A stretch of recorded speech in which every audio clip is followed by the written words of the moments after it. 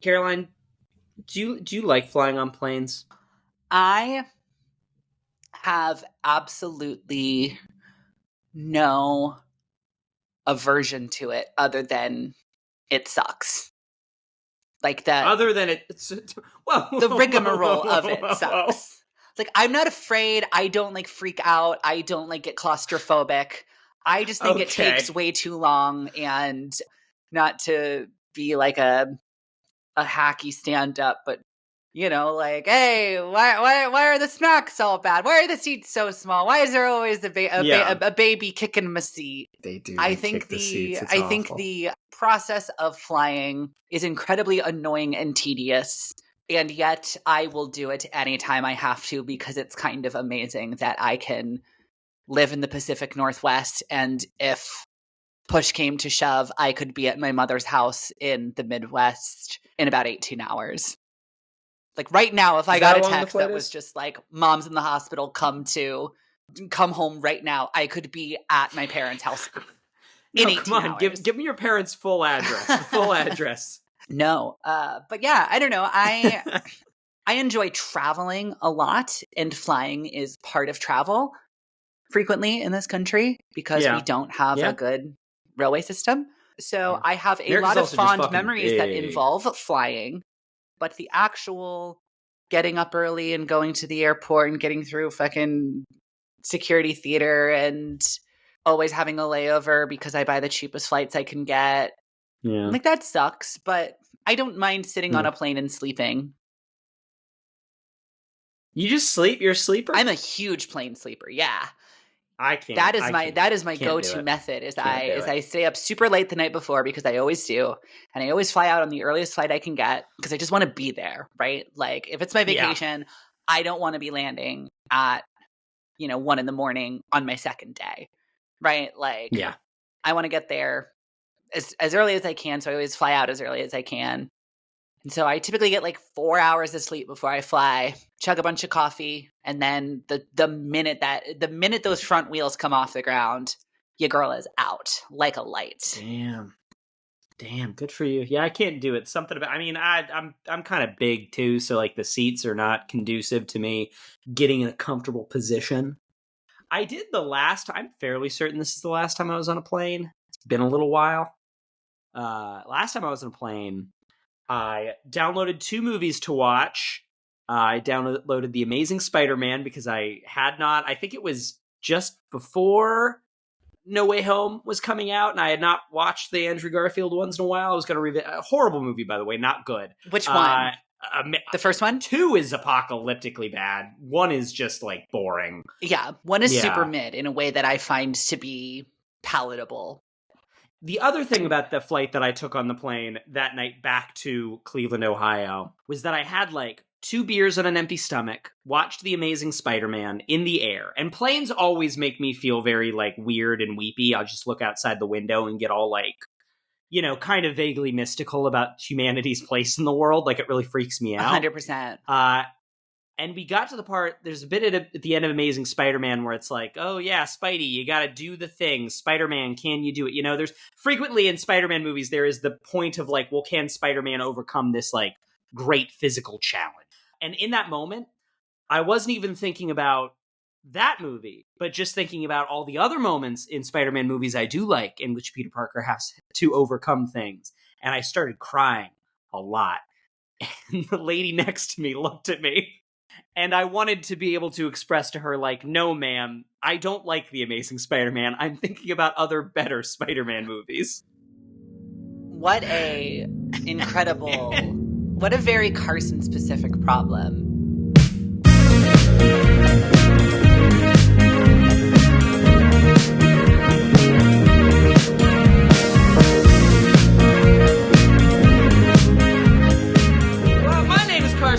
I'm your co-host. My name's Caroline Thompson, and I am your other co-host. This is How Have You Not Seen? This is a movie podcast where every week one of us brings one of our favorite movies the other hasn't seen. We talk about it. And then we watch the movie. And then we talk about it some more. It's gonna be a good one.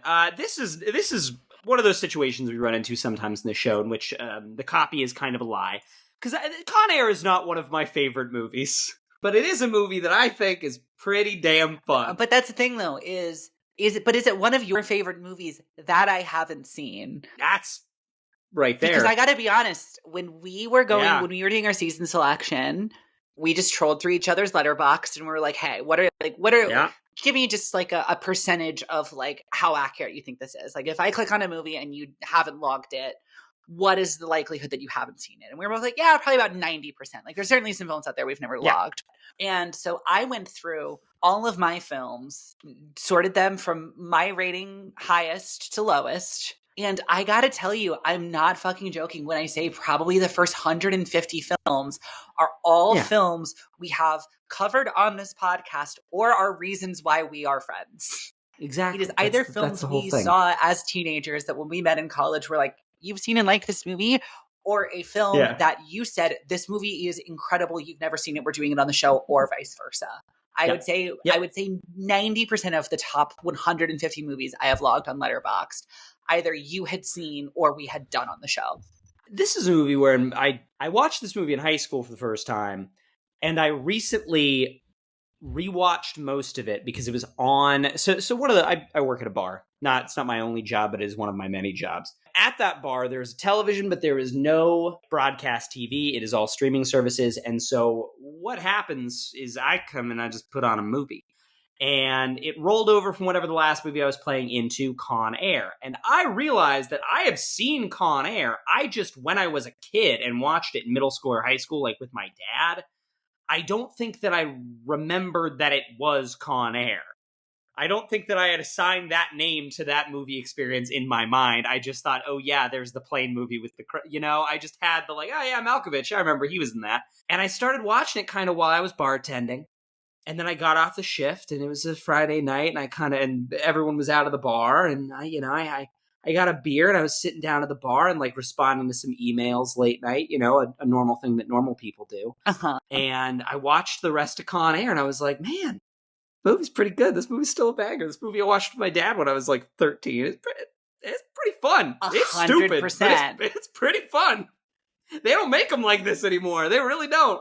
How have you not seen Con Air, Caroline? I think kind of the things that you are like, oh, damn, this movie's like shockingly good. Or maybe not shockingly good, but like, oh man, like when you think about it, there should be a term for this kind of thing. There's this phenomenon we've talked about several times on the podcast where especially like pulpier genre movies from like 80s, 90s, 2000s kind of came out, weren't groundbreaking in any way, shape, or form, kind of like narratively, or like what they were doing with the art of cinema or whatever. We're just kind of like, yeah, that is a movie that functions and is pretty good. And that's like solid, I suppose. It was a bit of a hit at the time, but like doesn't really have like a huge cultural staying power. And then after the last almost 20 years of soulless corporate IP-driven cinema, people are like going back to these movies and having these moments of like, we didn't know how good we had it. Like we gave Con Air a 7 out of 10 back in 97 or whatever year that movie came out. And like we meant it, but like, damn, actually watching like this 3 now, out of 10 like, back then, but yeah. Like I have this experience with the first Avatar film. Avatar came out in 2009 and it was the best looking movie I had ever seen. But my thought at the time was, well, it's 2009. Movies should look good. Yeah. It's like this is the newest movie that I am seeing in IMAX 3D. This movie cost $200 million or whatever it is. Yeah, it looks really good. Yeah, it was fun. Yeah, it was exciting. But like, movies are supposed to look good and they're supposed to be fun and they're supposed to be exciting, like 7 out of 10. And then I went and rewatched Avatar in IMAX 3D before Way of Water came out. And I was absolutely floored because I was like, how did this film come out in 2009? And why did this not become the thing everyone was trying to do? How does this film look this good? Why don't movies nowadays look this good? Why was this not the thing? And I kind of feel like there's a lot of pulpy popcorn genre films from the 90s that are getting a lot of that similar treatment. And so up until a few years ago, for me, Con Air was kind of a film to know about, but the only people I knew who were like, dude, Con Air rules are very unpretentious film bros, or maybe not even film bros, very unpretentious bros who watched it with their dad growing up. Yeah. Yeah. And I was like, you know what? Your uncle probably likes Con Air. Right, exactly. Like, you know what? I bet that is a fine film, and it is simply not for me. And then I would say in the last 5 years, all of the film critics I follow are obsessed with this movie. And they're like, it is incredible. It's a great performance from Cage. Like, the effects are great. Like, the tension is really good. Like, it's such an excellent piece of, like, pulp genre storytelling. And people love it. People love this movie nowadays. They're in a plane, which is pretty cool. Do you know who directed this movie? I'd be highly surprised if you did. Can you give me a hint? It's not Michael Bay, is it? No. No, I'm thinking of The Rock. Okay, so we're gonna, after this, I have a question for you that will bring us back to The Rock. Yeah. I don't even know how to give you a hint. Oh, you know the director of Lara Croft Tomb Raider, right? It's not McG, is it? No, that is very McG coded. You know the director of The Expendables 2, right? No. You know the director for the music video for Rick Astley's Never Gonna Give You Up, right? I can't say that I do. It's Simon Alexander West. Okay. Not really an auteur. He made The Mechanic. Okay. Yeah, When a Stranger made some movies, but this Con Air, I think, in terms of its altruistic vision, is much more the effect of its producer, I would say, Jerry Bruckheimer. Therein lies that secret sauce, baby. Yep.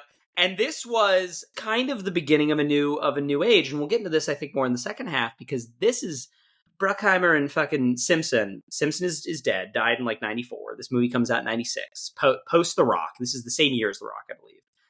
After this movie, Bruckheimer starts working with Michael Bay all the time, gets in that Gore Verbinski, does all the pirate movies, really defines the early 2000s in the way that the Simons Bruckheimer movies define the 80s, I think. But this is one of those movies that's in this weird interstitial period. We're still trying to do 80s big bombastic action, but we haven't quite got to the genre stuff of the 2000s yet.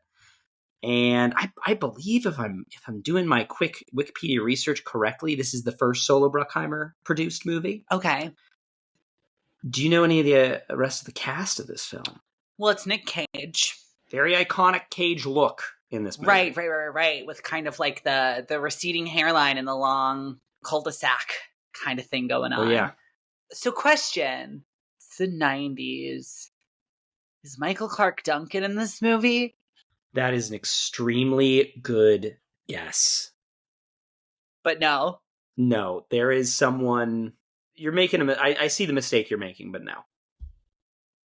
Well, I'm probably just thinking, because I'm thinking Michael Clarke Duncan from Green Mile, because we haven't you haven't formally asked what I know about this movie.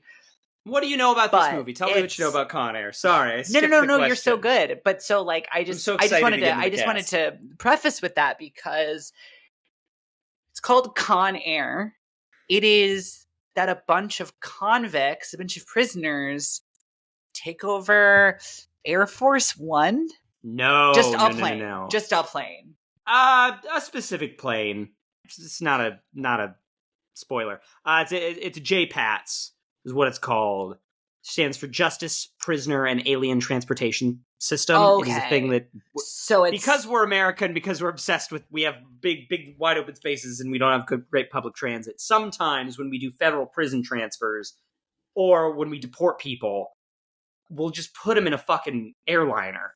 Gotcha. And so they are transporting a bunch of prisoners, and then they take control of the plane. Yes. Gotcha. I guess I'm kind of conflating this with Air Force One a bit, which is where a bunch of terrorists take over a plane, but it's Air Force One. Yeah. Okay. Well, to that end, I'm probably just thinking Michael Clarke Duncan because I'm thinking of the Green Mile. And he is very, like, probably the most famous image of Michael Clarke Duncan is him, like, playing a convict. Mm-hmm. And, like, it was the 90s. No, I don't think I can name another cast member then. All right, that's great. I'm just trying to envision, like, 90s actors in, like, prison fatigues. And all I can think is Monsieur Cage. Messer Cage. There are some 90s actors in some prison fatigues in this movie, let me tell you. Okay, is that all you know? I mean, yeah, they take over the plane, and Con Air is a really good, funny title. That brings us directly into our game for the week, which is Recast It. This is a game in which I have taken I believe these are the top 5 Build actors, more or less, certainly 5 of the most well-known in terms of modern times. And before she has seen the movie, I'm going to ask Caroline to make a possible recasting choice for those actors in this film. And then after we have watched the movie, we will talk about whether or not those recastings make any sense or work at all. Hell yeah. It's going to be great. We're going to start with big boy, you already named him, Nicolas Cage, as Cameron Poe. Cameron Poe. Not to be confused with Poe Dameron. Very different guy. I am going to say, this is just jumping out at me. I'm just thinking late 90s, strong on-screen presence, receding hairline. I'm going with Bruce Willis. I'm going to put Bruce right at the center of my remake of Con Air. Or my alternate timeline Con Air, rather, because we are imagining this still comes out in, whatever, 97 or... I think if we're remaking Con Air, Bruce Willis today should probably not be in it. Yeah, I think he should get some rest. No offense. Beautiful, wonderful career, and I wish him nothing but the best.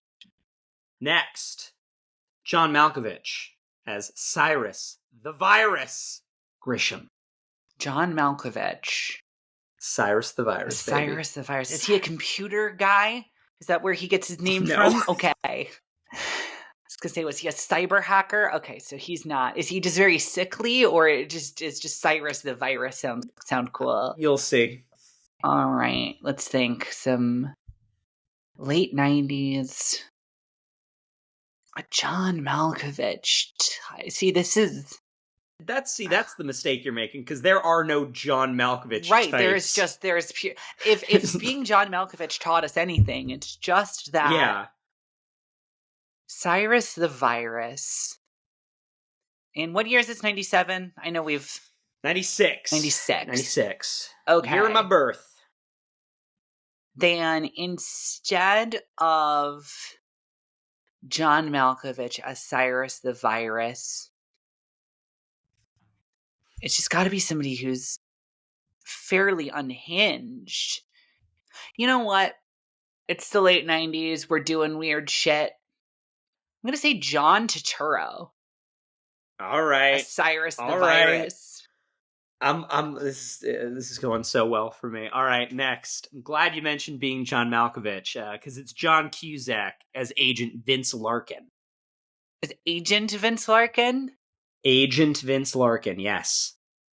Got one of my favorite 90s actors in mind, but I'm curious as to if I want to save him. Let's go. Yeah, you know what? Let's throw some cards on the table. Let's roll big now, and then we can always pivot later. We're gonna go with a little actor named Tim Roth. Okay. This time he's a bit more well known for playing a bad guy, but he could be more of a robber than a cop, but he could switch sides. Yeah, I think Tim Roth has a steely dignity to him in a way that in anything he does. And so while he does frequently play villains, I think he could do an agent quite well. I mean, that's Reservoir Dogs. Next. I mean, he's playing a bad guy. He's playing a government cop playing it's true. A bad guy. So why couldn't he just very true drop the second half? Next, Ving Rhames as Nathan Diamond Dog Jones. Ving Rhames. Is that what you were thinking? I was probably thinking of Clark Duncan for? Okay. Similar enough, large African-American guys. Yeah. Kind of, I mean, my Clark Duncan's dead, but they're about the same age, right? I mean, very different actors, but very big guys in the 90s who were bald. Dan, famously bald. My dumbass, my stupid brain was just like, ooh, who played Marcellus Wallace? And then it's Ving Rhames. Yeah. So I can't recast him with himself. Yeah, against the rules of the game. Yeah. Well, let me ask you this.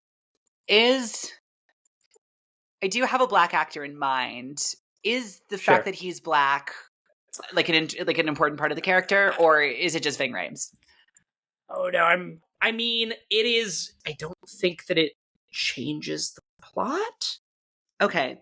Well, even still to that end, I'm going to go with Dennis Haysbert. I guess not fresh off of Heat. I guess Heat was a couple years prior, but He's great in Heat.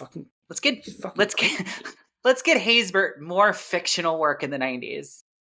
Get him fucking back for Heat 2. Is Haysbert still alive? Get him back for Heat 2. Oh, yeah, I'm pretty sure he's still alive. I mean, who else would be doing those Allstate commercials, baby? That's true, yeah. That's true. Ugh. Yeah.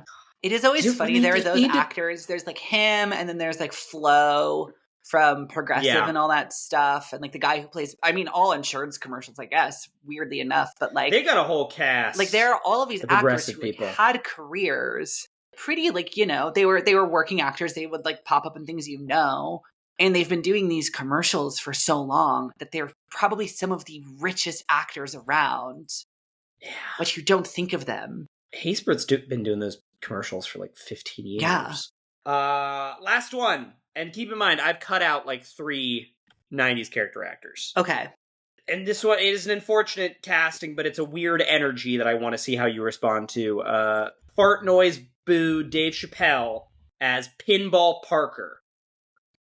Fart Noise Boo Dave Chappelle. His full name. His Christian name. Yeah. Yeah. His government name. Fart Boy Boo Dave Chappelle. Dave Chappelle is such a... Like, all the bullshit aside, so and ruining one of the coolest towns in our home state aside. Yes. He has such a specific energy. Because, you know, I'm just kind of thinking, oh, well, like, who's a popular, like, comedic black actor from the 90s? There's several to choose from. I'm like, yeah, but, like, it's one of those things where it's like, I feel like for a lot of those guys, and obviously not, like, a direct one-to-one, but I feel like you can slot Chappelle into a lot of those roles, but I don't think you can slot a lot of those guys into things Chappelle ended up doing. No. Because he's got just, like, such a specific energy. Is he funny? Is he comedic? I mean, I'm assuming it's Dave Chappelle, so I'm assuming he's, like, kind of the funny guy. Yeah. Because I'm thinking specifically comedians, but I'm like, well, does he have to be funny? Or is this a Star is Born kind of situation? It's not. It is very much not a Star is Born. It is not a... Dave, God, I hate that he's such a weird bad guy now, because I really do like when Dave Chappelle's on screen, I really do like his performances. Yeah, he's a very interesting person. All right, scale of 1 to 10, how funny is he? Or how goofy is he? Goofy. I'm going to give it a conservative 6. A conservative 6. Yeah. Okay, then we are putting... He is certainly, like, playing, like, comedy color, but a lot of the guys in the movie are pretty goofy funny, too. Yeah, then we're gonna put in Forrest Whitaker, because he's got a weird energy. Yeah! Because he has got a weird kind of off-center energy in a way that is very different from Chappelle, but just in a way that it's like, there is, like, I feel like you can put Forrest Whitaker in a lot of movies that other people did. I don't think you can put a lot of people besides Forrest Whitaker into movies that Forrest Whitaker did. Oh my God. If Jackson Maines went to visit his old friend Forrest Whitaker in A Star is Born, I think he would have figured it out. I think he would have fixed his life. I think he really would have. I don't think he would have killed himself. Because the other person I was thinking of, and which is why I asked how goofy he was if you were like, oh, he's like 10 out of 10, like he's zany, goofy guy. Yeah. I was gonna say Chris Tucker. But if he's not that funny and he's more just kind of strange, just more kind of just off character actor, we're going with Forrest Whitaker. Chris Tucker's an interesting choice too. Okay, that's great. Okay, this is a really good one. This is going to be great. I'm so excited. Okay, are you ready to go watch Con Air? I'm so ready to go watch Con Air. Let's fucking do it. Oh, wait. Here's your... no, wait. Get out your phone. Scan a QR code, because we don't have physical tickets anymore. Scan it. Boop. Oh, we get it. That's our ticket. We're getting on the plane. Yeah, you don't print off your boarding passes at the kiosk every time? Nope. Oh, I always do. I've already bought a beer and a Diet Coke on an app. They're just going to give it to me when I get there. That is insane. Don't you love living in the future? Yeah. Do you not? It only costs $27. Do you not check bags? So I do this compelling podcasting. I know. I do this thing, and I'd like to recognize my privilege here. I'd like to formally announce that I, Carson Betts, as a straight white man, have privilege, and say that I have not flown with more than a small backpack's worth of clothes in a long time. Okay, I will say I hate you for that. Though I will say I do take advantage. I fly Southwest because you get a carry-on, a personal item, and 2 checked bags with the cost of a ticket. And one of my things is frequently when I'm flying, I am taking my climbing gear. Ah, yes. So I need to shell out not shell out, but I need to secure a ticket that comes with bags. And so I do take advantage of all of the bags that I get. I feel like if push came to shove, I could fly with just a carry-on luggage and then like my personal item if I wasn't taking my outdoor gear. However, I'm almost always taking my outdoor gear. So I'm just like, fuck it. I'll just get the whole package. So let's go watch Con Air. I'm so excited. Let's do it, man. All right, let's do it.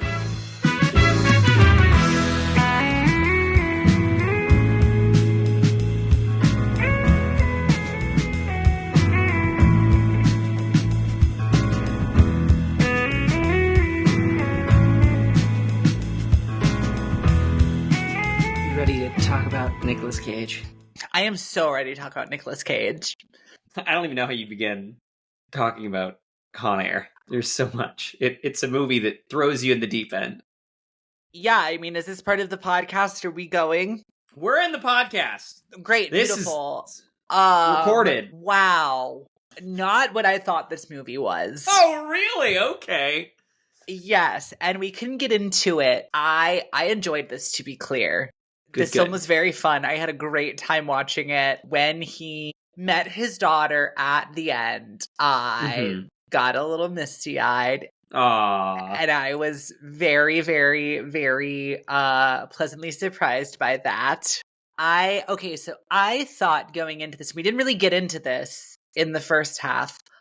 I thought that it was going to be like Nick Cage, hardened criminal anti-hero, has to battle against, like, I thought John Cusack as the agent was going to be the bad guy, or at least like a very uneasy ally. I did not think that this film was this. And then it starts with the Army Rangers, and I'm like, okay, maybe it'll be like kind of a two-hander, kind of like a Heat kind of thing, where it's like Nick Cage is this badass criminal, but also this cool guy as an Army Ranger that we all love, whatever it is.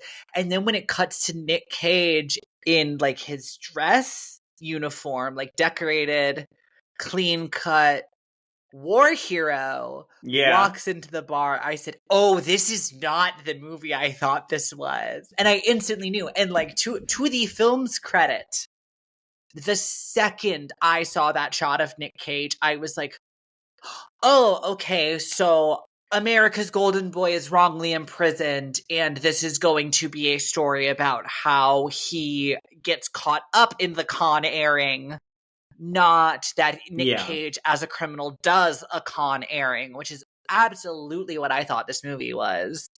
No, it's actually that Nick Cage is in prison only because of manslaughter. He did not mean to. And he's in a really bad prison for a longer period of time because he's just too darn good at serving his country. Yes. He's such a badass army boy that they had to send him up the river. Yes. For his own safety. Which kind of brings us to, I'll just say, one of my main observations about this film. Not even critiques, because I don't necessarily think it's a bad thing. It's not a bad thing. I'll go on record. It's not a bad thing. It is just the way that it is, and it is a thing that I observed, is for this film to have this exact premise, which is a bunch of criminals take over the plane, and that's a bad thing. But our good guy is amongst them and has to do the dual role of convict, but guy trying to save everyone. this film has to do so much bending over backwards to explain why the certain circumstances are the way they are. And every time, it's not offensive. It is not in a way that insults my intelligence. It's just in a way of the film is like, okay, yes, so we know that you were going to have this thought, and here's why it doesn't apply. And the very first of which is he's in the courtroom. I'm just like, hold up.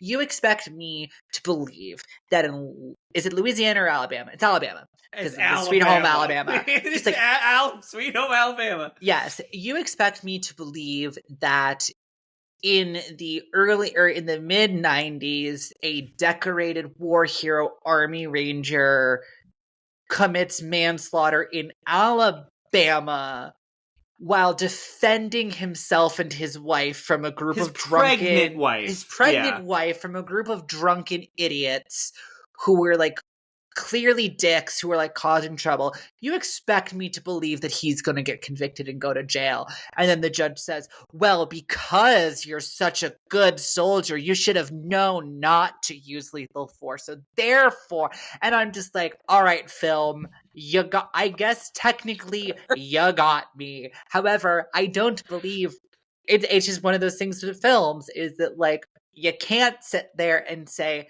that would never happen. I mean, sometimes you can, but you know what I mean? It's like, this is not the story of what would happen if decorated war hero Nick Cage got into a bar fight with some hooligans. This is a film about when that guy gets sent to prison. And so to just buy the concept of the film, I kind of rolled my eyes a little bit, but I'm like, all right, I guess here's a little bit of begrudging respect because you did indeed address the concern I was actively having. This movie there is one listed screenwriter. I'm certain that's not the case. There's probably a lot of people at various points in the process that contributed writing work to that and are simply not, listed under the Screenwriters Guild of America. This movie feels like, the metaphor of like five blind men describing an elephant. It feels like that. Kind of, yes. Yeah, like individual elements do not work together in ways that make sense even if one person edited the whole thing. Like, surely they'd catch that, like, that character fills the same function. Like, I'm jumping ahead, but, like, it's weird that Steve Buscemi's even in this movie, because he has nothing to do, and his character is so similar to John Malkovich. Well, yes and no, though. Because, like, I kind of, to a degree, I agree with you, but also I think it does, at least on paper, and in a way that I find compelling to watch, because I like Steve Buscemi and I think he's an interesting actor, it does kind of raise the stakes on Malkovich a little bit, because you're just like, damn, this Buscemi character, who is, like, a pop psychologist, understanding of what a serial killer is. Even he thinks that, like, what Malkovich is doing is, like, ridiculous. You know what I mean? It's just like Malkovich is like a sociopath, and like, that he's bad and misguided and fucked up when even the, like, craven, insane serial killer is just like, this guy's a little much, don't you think? And like many of the many characters in this movie that have many character attributes that are introduced and then not really used in the plot, I think the idea of, like, okay, so the villain of the movie is like Hans Gruber, but then, like, Hannibal Lecter shows up. Yeah. That's very interesting. But well, more like the villain of the movie is Hans Gruber, and then Buffalo Bill shows up. Yeah. Sure. Exactly. Like, that's interesting. So the thing about Buscemi in this movie is that I never really perceive him to be a threat, like, after it's revealed to be Steve Buscemi. Like many things, I'm like, it's not even that it's bad. It is interesting. I like watching Steve Buscemi. It's weird that they set a gun on the table. They said, hey, it's Chekhov's gun. And not only is it a gun, it's a cool gun. It's a really cool revolver with a pearl grip handle, and we set it on the table, and then 20 minutes later everybody's like, what, are you gonna pick up the gun and shoot somebody? And they're like, oh, Oh, the gun. Shit, I forgot about the gun. No, this movie ends in like 10 minutes. We can't pick the gun up. Yeah. Like, there's going to be a really funny, there's going to be a very on its face funny, but also kind of like, wait, what are they doing there? Gag with the gun as the final shot of the film. But we're not going to, but no, the gun isn't going to go off. We've got two other guns. I will say my take is, we have talked about this so much in this podcast. I am so against the idea of legacy sequeling, but holy shit, does Con Air not cry out for a prestige legacy sequel? You bring back Buscemi, you bring back Cage. And what the premise of it is. Yeah, no, I know. The premise is there, it happens again. A Con Air doobie happening. Yes. Somehow Con Air returned. My lord. This movie.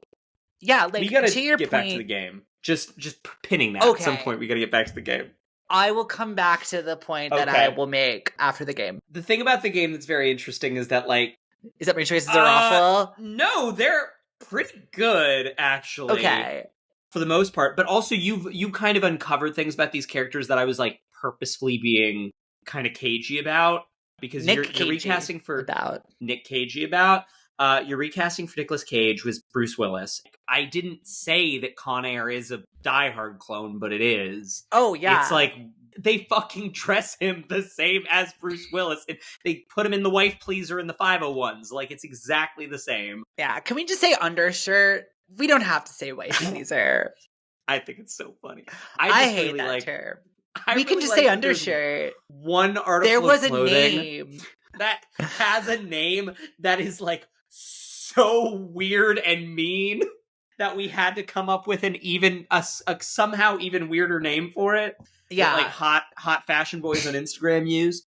I think we can just, because, like, the thing is, the other term for it that sucks was a nickname. That article of clothing has a name. It's called an undershirt. Yeah. It's a tank top. Yeah, I say. Yeah, you know, a honestly, sleeveless undershirt if you want to get specific, but. You got that. I think that's incredible recasting because it speaks to the true essence of this movie, which is that it's a Die Hard clone. Yeah, so here's my deal, is I think I am both very conflicted about the recasting of Bruce Willis because I think Bruce Willis could do this really great because this is absolutely a Die Hard clone. I cast Bruce Willis when I thought that it was like a dark night and grappling for the 90s. But, you know, Rodney King happened in the 90s. We were grappling with the police state in the 90s. I kind of thought that this film was going to be like a dark grappling with America's like relationship to the police and like all this stuff. And I thought that Nick Cage was going to be like a really like gritty anti-hero, like. And it's so not that. No. It is so not that. So that is why I picked Bruce Willis. I do think you're right. I do think the corniness, and I say that lovingly. I say it like very lovingly. I think Cage's corniness really works for this in a way that I don't think Bruce could have necessarily done. But yes, this is absolutely what if Die Hard was on a plane. And Die Hard 2 is what if, that's the thing about it, is that Die Hard 2 is what if Die Hard's really? on a plane. I've never seen any of those sequels. And there's a lot of Die Hard clones of just like, what if one lone guy, he's trapped in a place where it's being taken over by criminals and he's got to get out. But yeah, Die Hard 2 is about. We'll talk about Cage. We'll come back to Cage. Gotta have a long conversation about Cage. John Malkovich, you're recasted as John Turturro, which is I think that kind of very funny. That kind of works. I mean, look, I love Malkovich. I really like Malkovich in this movie because, like, being John Malkovich, we maybe talked about this. John Malkovich is interesting because, like, movie to movie, and sometimes sentence to sentence, it's hard to tell, like, wait, is he trying or does he not give a shit? And this movie, he is simultaneously so checked out. And this is the movie of John Malkovich's that he publicly trashes as much as he can.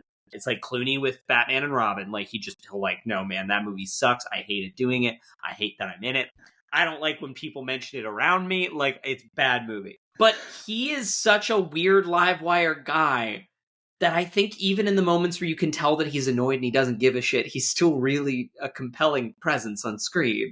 I agree. I mean, I think that the inherent John Malkovich intensity works because, like, John Malkovich has played soft-spoken Yeah. John Malkovich has played not screaming every line directly in your face at the top of his lungs, but John Malkovich has an inherent intensity to him that I think even when he phones it in, I don't, as a viewer of this film, I do not get the impression that John Malkovich is phoning this in. I don't say like, I think this movie is pretty corny and asks pretty simple things of its cast so that John Malkovich isn't giving the most complex character performance in the universe. That doesn't rub up against me. So I think that's the thing, is I think Turturro could play that role. I think if Turturro gets that energetic, it does become a little more comic. Yeah. And I think when Turturro has been like serious and scary, it's when he does get kind of quiet. I love Turturro. It would be a different role, but he could play like an unhinged, power-hungry sociopath. I mean, have you seen Transformers 2? I was about to say, Turturro is a great, one of the great muses of Jerry Bruckheimer, longtime associate Michael Bay. And that's kind of the energy you want in this. Yeah, no, I think it works. I think it absolutely works. This one, I similar to the Bruce Willis change, I think it works, but it also fundamentally changes the movie. John Cusack, you turned into Tim Roth. And Cusack in this, I mean, like, that role, yes, Tim Roth could play. But John Cusack brings, much in the way that Nick Cage brings a weird cheesiness to this movie, John Cusack is so, like, dough-faced and goofy. He's such a sweet little guy that, Tim Roth's not doing that. Tim Roth could be like government agent trying to figure this shit out, but absolutely, because that's the thing is, similar to the Cage v. Willis thing. This is the cast if you want to make Con Air like a dark, gritty anti-hero movie. It's maybe a little too self-serious, but still, because I mean, Cusack works. The moments in this film when there were a couple moments in this film when I was kind of like, Cusack is like, is Cusack kind of bad in this? And then there are moments in this film where I'm like, John Cusack for president. I love John Cusack, to be clear. In this film, anytime he tries to be like intense and self-serious and take control and be like intimidating, it kind of doesn't work. It falls a little bit flat. And every time Cusack very earnestly believes in doing good, it fucking sings. And that is a thing that I don't think Tim Roth can do. I think if you ask Tim Roth to play, because Tim Roth is a very smart actor. I think if you ask Tim Roth to play essentially a good guy, uncomplicated moral guy, I think he attacks that intellectually and is like, great, so like my character is like totally has like just like complete control. Yeah. You know what I mean? And I think he gets angry when they start to shoot down the plane. I don't think he gets scared. He gets angry that the people aren't listening to him. He doesn't get, oh no, guys, they're gonna hurt my friends. He's too British. So I don't think Tim Roth can do what Cusack's doing, but I do think, again, in the dark, gritty, anti-hero version of this movie, I think he can do it. Ving Rhames, and this is another thing I kind of lied and couched you about. Ving Rhames as Nathan Diamond Dog Jones, you recast as Dennis Haber, which I think works. I think that works. Great. Slaps, rips, good. I think that works. Both two very super charming men who look good with buzz cuts and or bald. I do think that the version of this movie that not even like takes seriously what that character is as listed, but like references it at all, I think Dennis Haber could play very well. I think he could play the quiet stoic intensity of a black revolutionary that's been thrown in prison. Like, I think he could do that very well. He's a big man with a really deep voice who does very well when has a caged intensity that I think would really lead itself very well to that. Yeah, I was just going to say, again, with all of these, I was not ready for how, and I say this lovingly and complimentary, I was not ready for how corny this movie was. Yeah, how freaking Looney Tunes it is. And how all of these actors, I think the thing that I'm rubbing up against is all of these actors are playing caricatures of these people. Yeah. And had I known that, because again, like Dennis Haysbert, I think is like a really good actor. I again think he has a little bit too much gravitas, because I think Ving Rhames has power and Ving Rhames has presence. Yeah. I don't think Ving Rhames has gravitas. I think he's charming and intimidating, but I don't think he's commanding in a way that Haysbert is.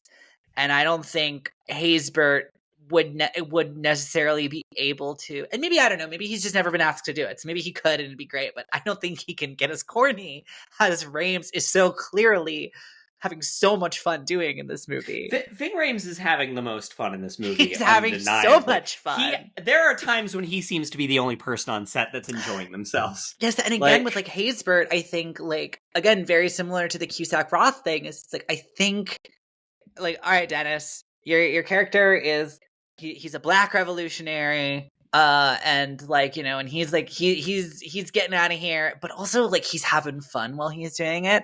I think Dennis Haysbert just goes like, yes, so my character is a very smart man with interesting but very considered politics, and he's having fun, which means that like he will kind of be almost like what is the word that I'm looking for?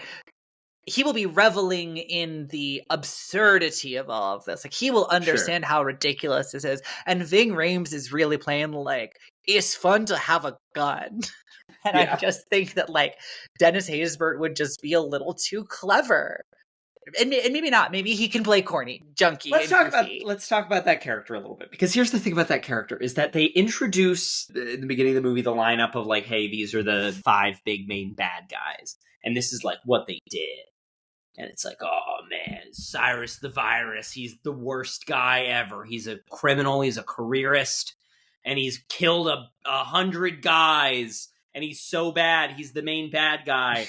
And then they're like, okay, and here he is, freaking Billy Bedlam, and this interesting stuff. He found his wife's cheating on him, and then he killed the wife and her new family. He's so bad, he's Billy Bedlam. And then they're like, here he is, Diamond Dog. He's like, he's a black revolutionary that ran afoul of the police. Now he's been in federal prison. We got to transfer him. And I'm like, whoa, first off, a lot of stuff to bite into in this movie that up till now has been just a complete cheese fest. Like, interesting that we are getting into that. And then the rest of the movie acts as if it's just like, hey, forget that we said any of that stuff about him being a black revolutionary. Just get it out of your brain. And then similarly to your thing with like why is this army guy going to prison? And the movie very quickly goes like, oh, because he's too good at being in the army. We got to send him to prison.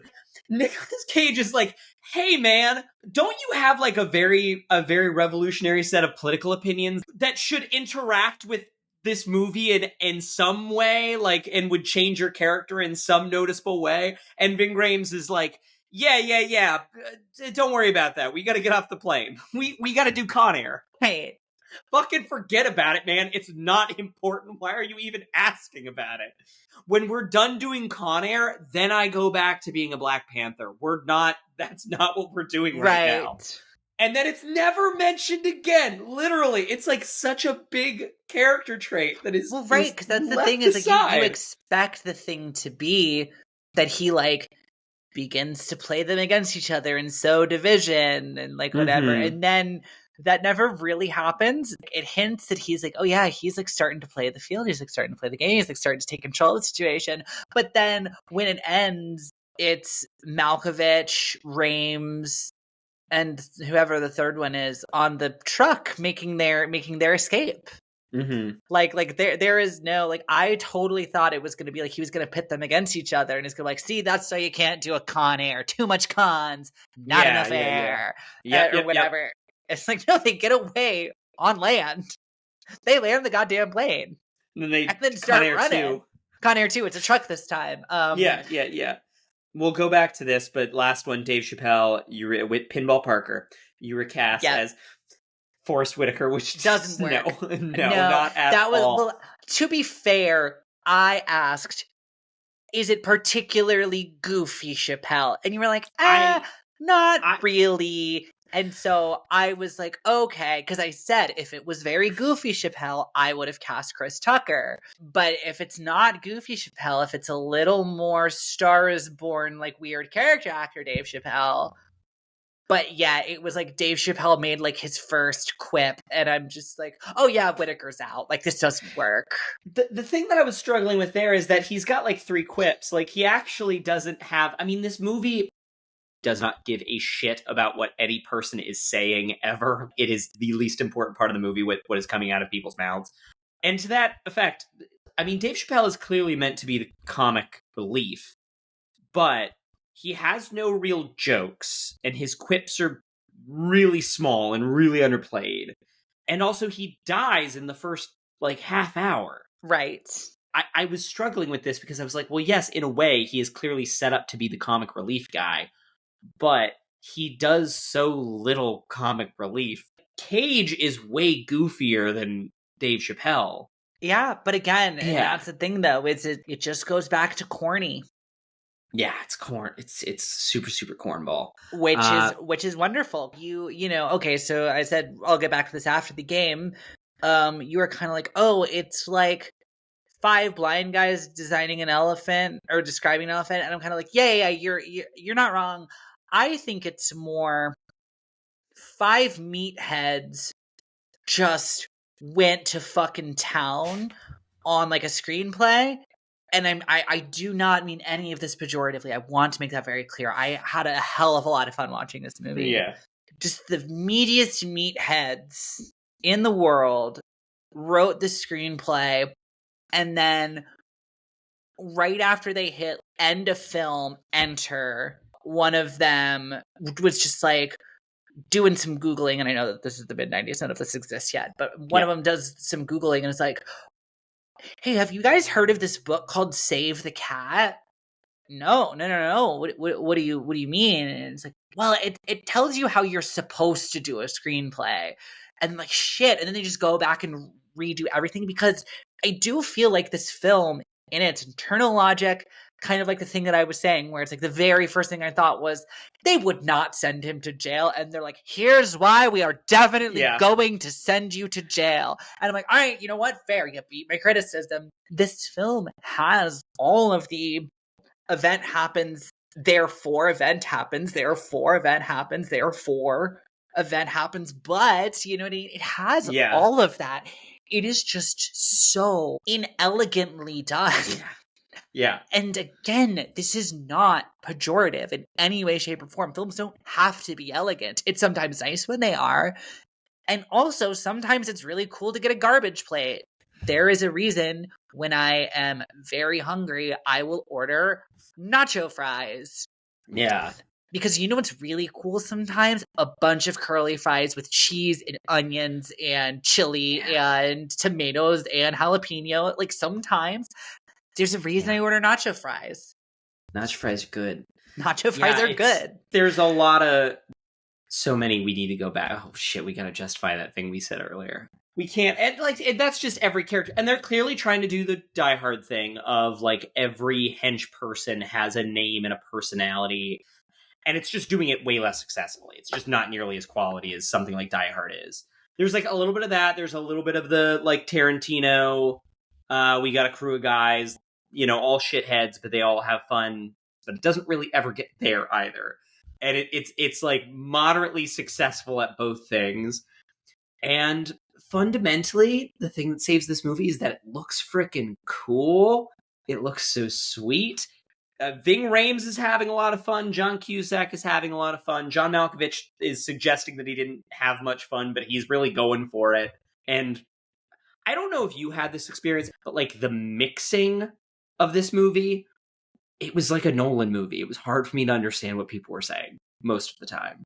Oh, no, actually, I did not have that experience because I was house sitting this weekend for a family that I know, and they've got a really nice surround sound system. So I heard everything in exquisite detail, actually. I mean, I've got a pretty decent surround sound too, but like even but it's like a very nice surround sound system. Sure. There's so much ADR in this movie. But I think fundamentally is like the thing of this movie is like I don't care what people are saying. I mean, that's kind of the Bruckheimer thing of it. That's part of it is like, look, we don't go to the movies to think about what people say. We go to the movies to see people do cool shit and watch explosions. Like that's we come to this place to laugh, to cry, to care. True. Different aims. I did all three of those things during Con Air. If you count my misting up at the end, I laughed, I cried, and I cared.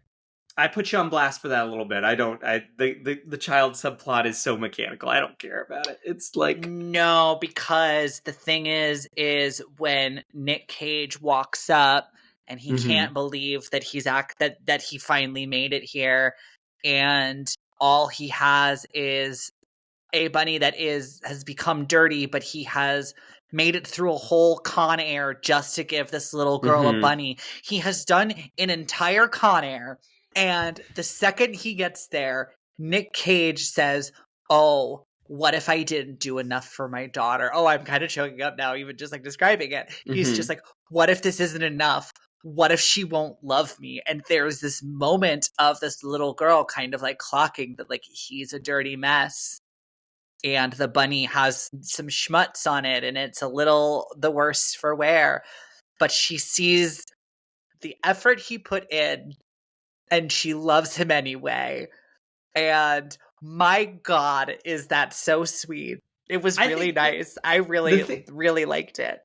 The thing about the daughter that doesn't work for me, and it's just like this movie, God, it's the closest to a dumb CinemaSins logical criticism I'm going to make. So many things in this movie lack a consistency that remind you that you are watching a product that was made by human beings. In quotation marks, derogatory. Like it is calling back to like this was a thing that was written by people. These are not. I cannot lose myself thinking that these are human beings talking to each other. The first time you hear the daughter, he's writing his daughter. He's like, "I'm writing my wife. I'm riding my wife. I'm riding my." I'm like, makes sense. That's how you do this transition. And then the daughter writes back. She's like, "Daddy, this is my first day of daycare." The daughter's writing letters when she's like 2. What? And it's so jarring. You don't know when she goes to daycare. She's like, "This is my first day of daycare. This is my first day of first grade." She's like 3. I mean, I don't know. Is it like dictated but not read? Mom's writing for me. Probably. I don't know. But here's the deal. And that's me. I'm seeing the save the cat shit. They do that. We've decided on one thing that we know about this guy so that we can like identify with and like him. And it's the daughter thing, and we're just gonna hammer the shit out of it the whole movie. Yes. Well, I have 2 points. One is that, one is that you're like, oh, the one thing we like about him. No, it's not the one thing we like about him. He loves his cellmate. He's a good friend. He cares about his cellmate. He gives his cellmate diabetes by giving him too many desserts. No. No, he is the best. And also, you're bumping up against the daughter letter writing thing. It is this thing where he's just like, "I can't wait to finally meet you." And she's like, supposedly like 4. And I'm just like, I know that like they sent him across the country to like the maximum security, whatever. There is no way that his wife would not take his like young daughter to meet her dad at least like once or twice a year or whatever. And then one of the guys calls out just like, "You ain't never met your daughter?" And he's just like, "What? You think that I want my first time my little girl's gonna meet me to be in a holding cell? Pfft, you're out of your mind." Yeah. And I'm just like, again, like with the fucking judge line, I'm selling myself on this movie. I'm just like, you know what? That is a concern that I had. I did think that this plot point you're setting up was fucking stupid and unreal, but you addressed it. I'm like, you did address it. I was like, that is the thing, is if they don't do that, if it just like, if he stabs the guy in the chin or whatever, and then it just cuts to the courtroom and goes, "Guilty, slam," the very classic bam, bam, bam of like, guy goes to jail. I spend the entire movie going, they wouldn't fucking send a decorated war hero to jail for defending his wife in a drunken brawl at a bar. Like, just come on, you expect me to believe this? But they address it, so I'm like, all right, community service, exactly. Yeah. And then same thing too. I'm just like, you expect me to believe that a guy who's this good, who loves his wife so much and whose wife loves him so much, like, they wouldn't do the thing. And then he's like, I'm not letting her meet me for the first time in jail. You think I want that? And blah, blah, blah. And I'm like, all right, you addressed it. So moving on. Concern addressed goofily, but everything in this movie is done goofily. So that's very true. Very true. Very goofy. Before we get past, I do just want to, I was looking at the Wikipedia page of the cast list, and I forgot also that, like, the introductions of the characters are like, this is Billy Bedlam, he kills kids. This is Cyrus the Virus, he eats puppies for breakfast. Ving Rhames, he trafficking guns so his militant group can overthrow the government. And this is Pinball Parker, he sucks. Robbery. He's a motor mouth. Nobody likes him. Like, it's and that's that's Nicolas Cage. He's a pretty cool guy. He's nice. We like him. Yeah. He's just hopping a ride. It's just great that it's build, drop, nothing. Yep. Oh, it rules. God, I love when he dies and the him writing on his shirt and pushing about that flap. That's so cool. Yeah. Gonna write my note to John Cusack on this guy's body and then push him out of plane. Oh my God. Yeah. The way it's just like, God, the way they cut to the guy stuck in traffic complaining about, like, I just got the car wash and this always happens. I laughed before it happened because I knew what was coming, and then I laughed again when it did happen. And then, God, what a beautiful little edit. It cuts back and she's talking to the news reporter, and, like, you know, it's one of those things where it's like, I'm sure that they filmed a whole, like, 10 to 30 second scene of them getting interviewed. Yeah. But then they just cut to her and she just goes, and then a dead body fell out of the sky. Cut to Cusack, and I'm just like, brilliant. I'm like, such a good, awesome. a really fun little editing choice of, like, they could have gone with anything. They could have even just, like, had it mumbling. They could have even just, like, not included the dialogue. They could have just, like, used it as a visual to establish where we are, and then they just say it again. It's just really funny. It's great. It's also so mean. Obviously, it's partially the Bruckheimer of it, but I like, they need to do the Legacy sequel, and they need to have Michael Bay direct it, because, like, I need a version of this movie that is more fully committed to both. I just want it to look even better and the action be even cleaner, and two, like, I want it to be more fully committed to just Michael Bay's total hatred of all humanity. Like, the absolute Bayhem nihilism, I think, would suit this movie so well. Because, like, so much of it, again, like, it's not like the movie's like, oh, we have some stand to take on black revolutionaries. It's like, yeah, we don't like that guys. And also, this cop is dumb. And also, this guy's a serial killer. Aren't serial killers bad? Like, the only good guy is Nicolas Cage, and Nicolas Cage was betrayed by his country. Like, you know, it's on that Michael Bay level of, like, I hate all of humanity and everyone is dumb and stupid, and look at these dumb old people that, like, get Dave Chappelle dropped in their car. Aren't they dumb and bad? Except for the one guy who's in the military, because I like him. I don't like the military, but I like the guys who are in the military very specifically. So I don't like the military, but I like soldiers. Yeah, soldiers are cool. Yeah. No, I know, and I don't know, the I do love how, I gotta say, I gotta hand it. I do. You do absolutely have to hand it to him. I think the better thing is to just not include Danny Trejo's character at all. I think we can just live without it. However, I was thinking of Danny Trejo. Yep. I do love that Nicolas Cage is like, under no circumstances is it's going to happen. And Malkovich is like, yeah, fuck that. Like, that's the thing. No. There's so many moments like guy that. In the universe. Yeah. And it's like, and he's like, and even I find that to be disdainful. And I burn babies to death, but I would never touch a woman. Well, I would never. I'd cut a woman's head off, but I would never assault her. Exactly.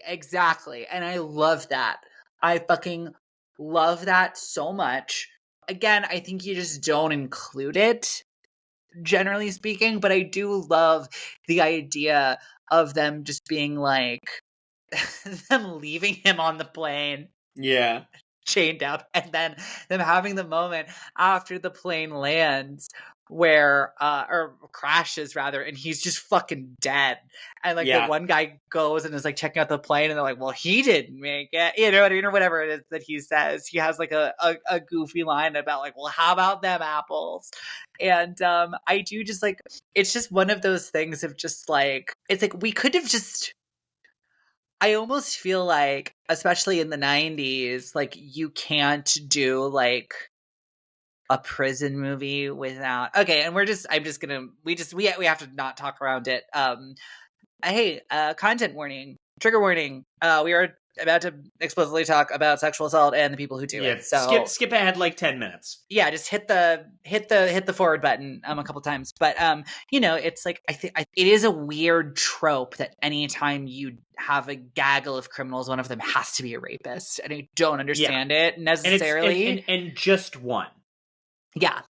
And I don't know why that seems to be the thing, because there are so many crimes, and I get that like a lot of times it's like, well, we want them to be like the worst of the worst, and we want them to be like very bad, and it's like, yeah, but also like we could just not talk about that. They can be anything else. But anyway, but I do kind of like how they're like, all right, dude, like Ving Rhames gonna be a lot of fun as a character.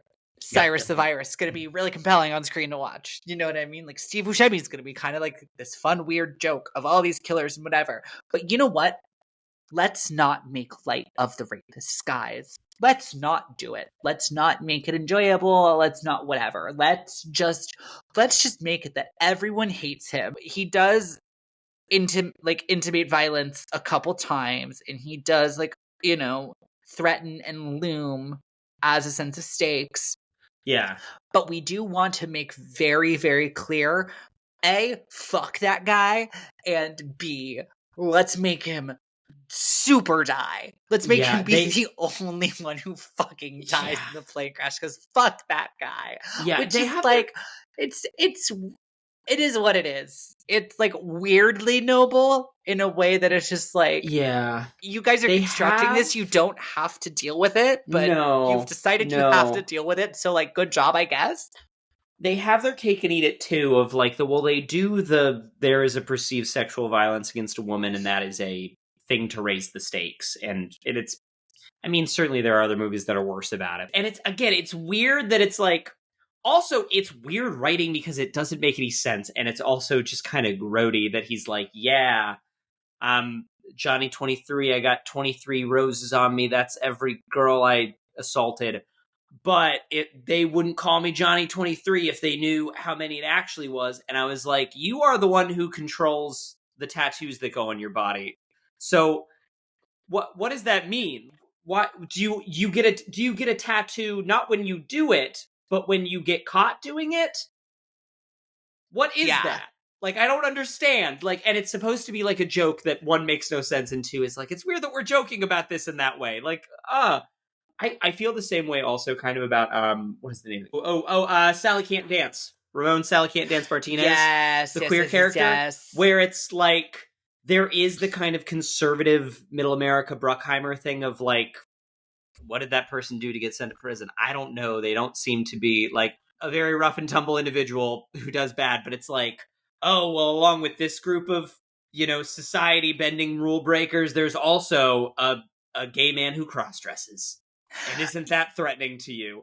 But he's fun, and we like him. But he's fun, and we all like watching him on screen. And like, none of the other criminals, the hardened criminals, are like, you know, fuck you, queer mo. They're like, no, that Sally Can't Dance. Like he's part of the crew.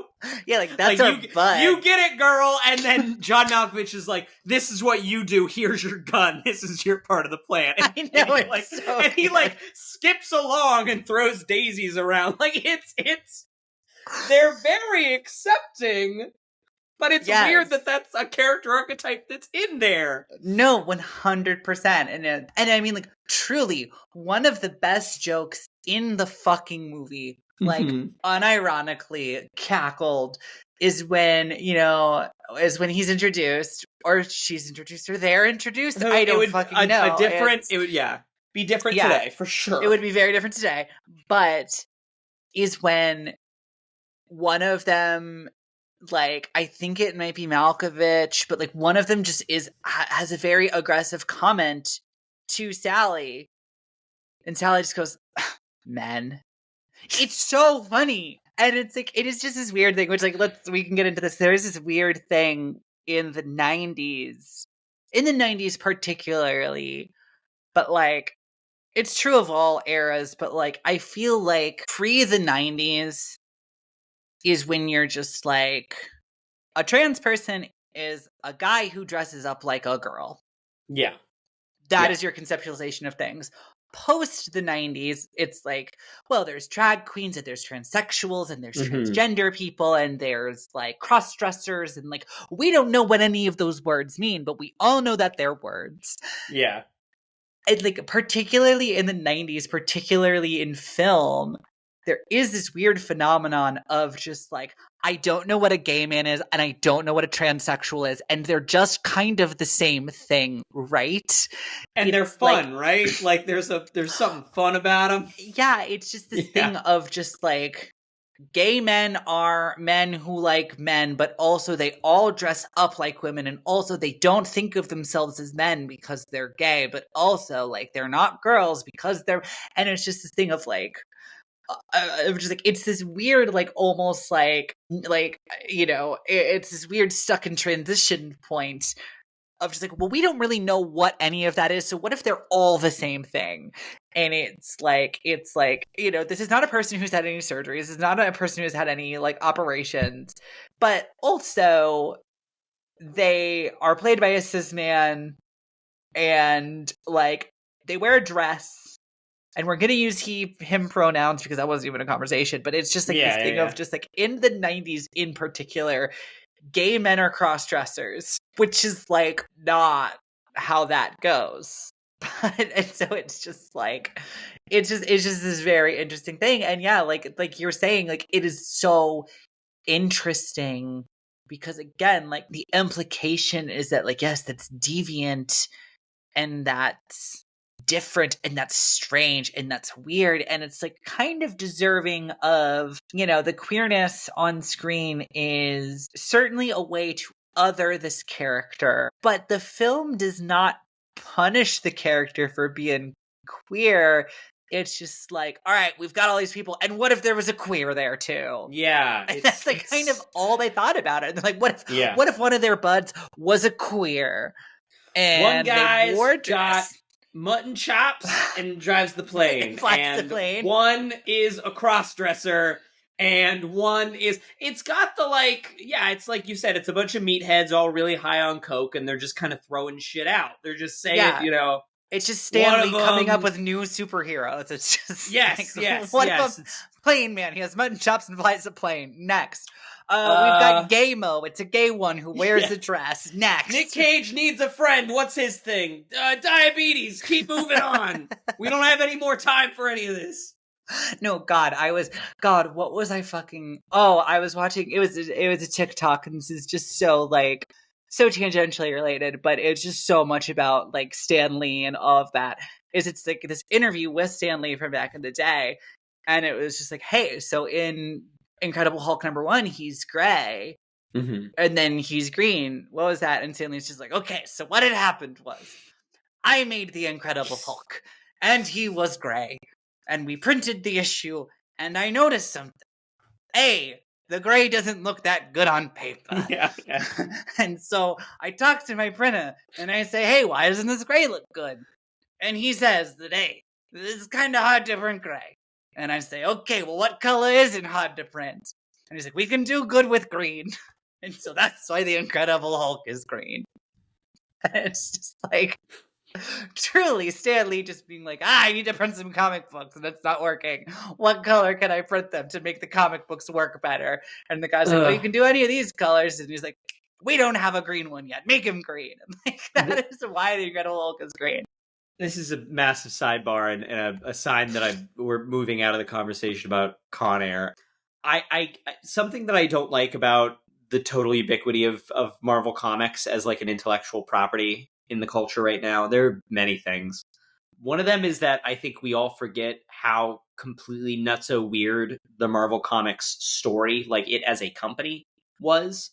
And like the Social Network style movie about the Marvel Comics bullpen in the late 60s, early 70s would be excellent. It'd be great. Stan Lee's that guy, and, they're run by a series of fuck-up CEOs, and most of the writers are just young college, like dudes that got out of college with English degrees that are like walking around New York City taking shrooms and thinking up shit that Doctor Strange needs to do next week because they like need to print. Yeah. Really good. But you can't do that now because that would make the Marvel Comics look bad. Con Air. Glad you liked it. It's a lot of movie. I mean, look, maybe this is just like a new metric for the show or whatever, but dude, it's fucking nacho fries. Yeah. It's just like, it's the thing of just because you put nacho fries together doesn't necessarily mean they're good. You could have some bad nacho fries for sure. Certainly not good for you. Right. No nutrition. Yeah. But I mean, like, damn, there's a reason people make nacho fries, and there's a reason people made Con Air. And it's because it's just kind of dumb, stupid fun that, like, you don't really got to think too hard about. They also made it because it made $224 million on a $75 million budget. Yeah, and the thing about that's why Jerry Bruckheimer made it. Yeah, and I mean, a whole hell of a lot of fun. One of those films that I don't think in the rest of my life I will ever sit down on a streaming service looking for something to watch and I will put on Con Air. Mm-hmm. You can bet your ass if I'm hanging out with somebody and they say, weird pitch, but you want to put on Con Air? The answer is almost certainly a hell yeah. I think I mentioned this, I'm pretty sure I did in the first half, that the previous time I'd seen this, we had this movie on at the bar I work at. The bar, yeah. A movie to have on at a bar. Incredible. Perfect. Oh, I can only imagine it plays incredibly. Like, yeah, like if, like, honestly, unfortunately, like the really incredible art house theater that is nearest to me, that like literally has like some of the best programming I've ever seen. They have really, really good, fascinating, interesting programming. It would not surprise me if they just like played Con Air one night.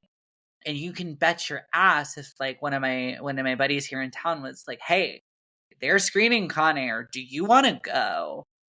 I would be like, absolutely I would, because that's like the kind of thing that they would play. They have really, really spectacular programming. If there was a rep screening of Con Air and it was like, yeah, Friday night at like 7:00 they're doing Con Air, do you want to go? Tickets are selling pretty fast. I'd be like, what a night at the movies that would be. Cameron Poe, we salute you. Army Ranger Cameron Poe. I'm so glad he made it home to his wife and child. His wild child. The accent is so much. It's a lot. It is. You know what? We haven't talked enough about Cage's performance. No. It is Cage aside, and then we're done. Yes. The thing is, it is the classic. It is maybe perhaps the best example of Cage is not a naturalistic actor that is going to fool you into thinking that it is reality. Cage is a world-class performer who knows exactly what he's doing and knows how to evoke exactly what he wants to. And like the accent realistically is atrocious, and it is the perfect level of exactly what it needs to be to fit into this film. Yeah. I maybe fall on this I think is a perfect Cage lodestone, because I think it falls squarely in the center of like 2 degrees to the left is firmly in good Cage territory, over in Face Off and Moonstruck and Pigland, and like 1 degree to the right, and it's fully in bad Cage's doing a little bit too much territory, but it's right in the center because he's got moments. But yeah, I think the accent's like the producer should have come. Bruckheimer should have sat him down and said, I wholeheartedly disagree. I think in the way that this film is so, just like with everything, just like the way that this film has to bend over backwards to construct its own conceit. Sure. We want the good guy. We want the hero to be one of the criminals, but he can't actually be a criminal because it's the 90s and that would be a bad thing, you know. It can't be that he's learned the errors of his ways in prison. It can't be that he is unjustly imprisoned because that doesn't happen. And the way it has to just like work its way backwards to make like the good old-fashioned, good old boy, all-American guy, to put him in this situation, he needs that fucking accent, man. And it's kind of gotta be that constructed and stilted. I think it like really works. I think it really works with how on every level, everything in this film is like a hyper construction of what it's supposed to be. I think the accent is such a beautiful note on this plate of nacho fries. I'm very glad that you see it that way, because I see it as just a thing that tastes bad. I think I don't know. I go back, because also it's like we're looking at this movie from 28 years in the future. And I can look back now and go, well, there's something kind of iconic about all that.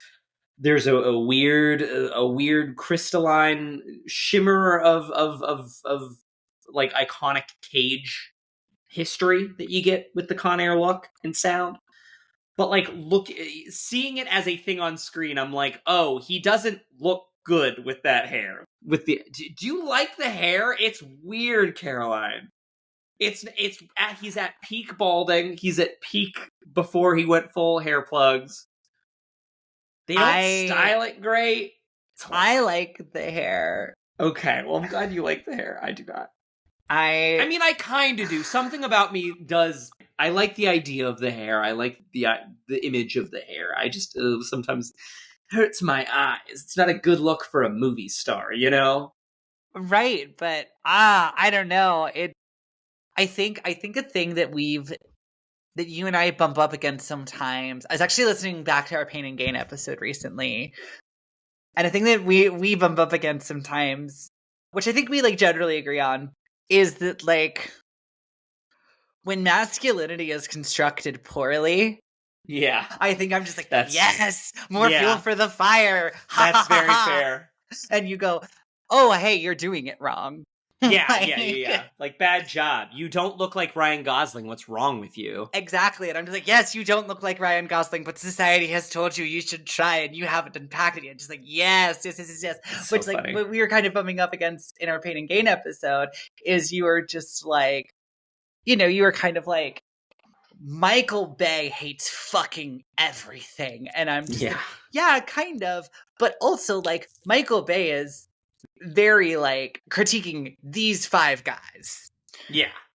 And it's like one of those things where I'm just like, but also I can arrive at that conclusion because I'm like, well, I don't value any of that. So to me, it's not that like they're doing the thing wrong. It's like the thing is wrong. And I think like that's kind of the thing with the Nick Cage haircut is I'm just like, no, dude, that thing rules. I love it. I love that is a thing that I get to look at on screen. And I think you as a man are just like, no self-respecting man should have that haircut. I think the thing is, we look at that and we say, no self-respecting man should have that haircut. You say derogatorily, I say complimentary. Yeah, sure. Last thing I'll say about it. Yes. It is to your point about the movie justifying things.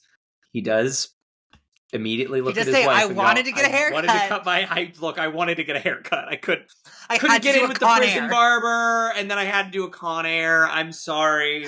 Like, I know this doesn't look good. Just like, honey, the thing is not only was the haircut necessary to do a Con Air, but I couldn't even get it cut because I was so busy doing the Con Air. Do you think if I looked like handsome movie star Nicolas Cage that Cyrus the Virus would have let me live? No. God, no. Would have thrown me off the plane. Had to do a Con Air. Well, I think that's it. Thank you all very much for listening. Next week, Caroline. Next week, we are doing a film. That's it. We're doing a film. No, we are doing a film by one of our favorite directors. Carson, you have not seen, both as a bit of a celebration of and also as a mockery of the release of the new Todd Phillips film, Joker, Foi les Deux. We might love it. Who knows? I know. Like, that's the thing. Is like, I think it's going to be really bad. I think it's going to be really bad. And then I did see the trailer in front of Alien Romulus. And they did say, you know what? I was like, I think that's much like the famed Suicide Squad trailer. They might have just got a really, really, really good like studio to cut their trailer for them.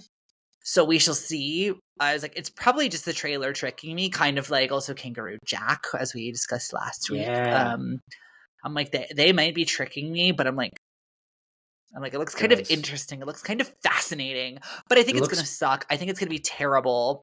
Yeah. Looks pretty. Looks very pretty.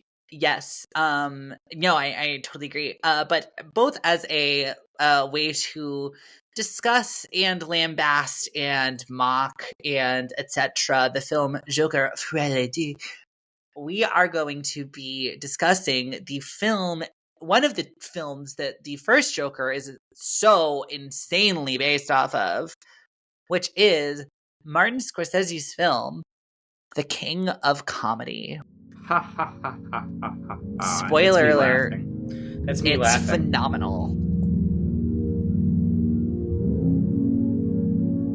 Thank you to Thomas and the Workmen for our theme music. Their EP, Good Company, can be found on iTunes and Spotify. How Have You Not Seen can be found anywhere you listen to podcasts. And if you like what you heard, give us a review on iTunes and interact with the show on social media. We're HHYNS Pod on Instagram and the website formerly known as Twitter.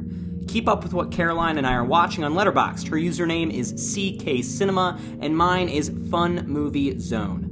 This show is produced with financial support from listeners like you. So, if you really liked what you heard, please check out our Patreon by putting HHYNS into the search bar.